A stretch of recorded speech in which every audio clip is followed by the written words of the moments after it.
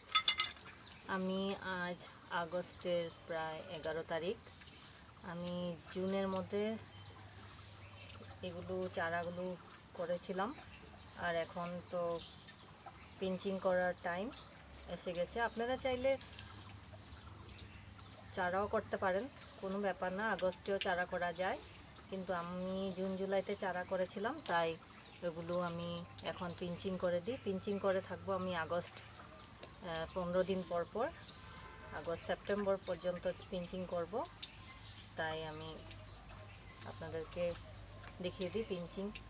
Just 5টা বা 6টা পাতা ছেড়ে পিঞ্চিং, এভাবে পিঞ্চিং করবেন। পিঞ্চিং করলে উপর থেকে অনেক আগা অনেক বের হয়ে আসে, আর এটা অনেক লম্বা হয়ে গেছে, এটা আমি অন্য জায়গায় শিফট করব। এগুলো পিঞ্চিং করে দিলে এখানে আগা থেকে আরও বের হয়ে আসে ব্রাঞ্চগুলো, তা ঘন হয়ে আসে।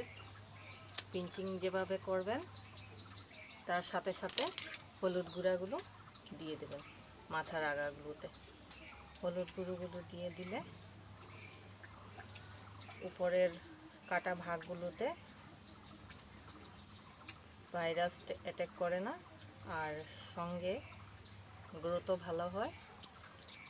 তাই আমি আপনাদেরকে আবার নেক্সট মাসে আপডেট দেখাবো।